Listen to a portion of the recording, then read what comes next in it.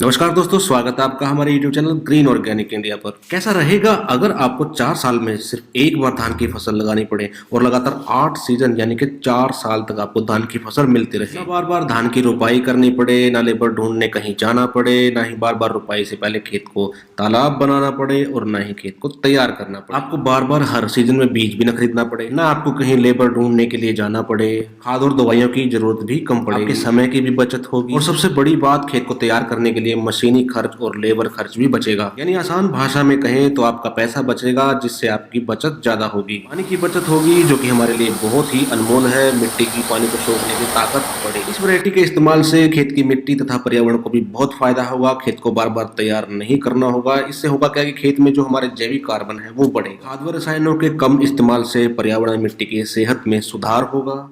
ये तो बात थी वैरायटी के फायदों की। अब जान लेते हैं कि आखिर कौन सी है किस्म जो करीब 58% लेबर बचाती है और करीब 50% यानी कि आधा खर्च दवाइयों और खाद का कम करती है। इस वैरायटी को हमारी सीजनल चावल जो हम खेतों में उगाते हैं, ओराइजा स्टैवा उसका साइंटिफिक नाम है, उसको एक जंगली 12 मासी अफ्रीकी चावल की किस्म के साथ क्रॉस ब्रीड करके तैयार किया गया है।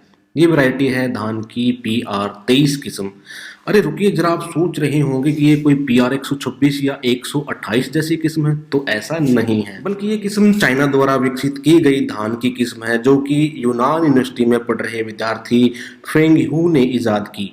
धान की ऐसी 12 मासी किस्म को विकसित करने का प्रयास 1970 में भी किया गया था, लेकिन सफल नहीं रहा था। 1995 से 2001 तक फिर से अंतर्राष्ट्रीय चावल अनुसंधान केंद्र द्वारा इसकी शुरुआत की गई, लेकिन पैसों की कमी के चलते इस प्रोजेक्ट को फिर से रोक दिया गया।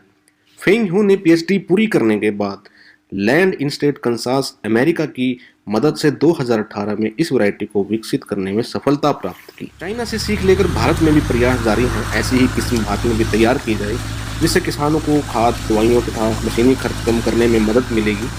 ये किस्म आम किस्म की तरह ही 68 क्विंटल प्रति हेक्टेयर की पैदावार देती है। इसमें उत्पादन में कमी भी नहीं होगी और बचत भी ज़्यादा होगी। भारत के गरीब किसानों के लिए ये किस्म किसी वरदान से कम नहीं होगी। Thanks for watching.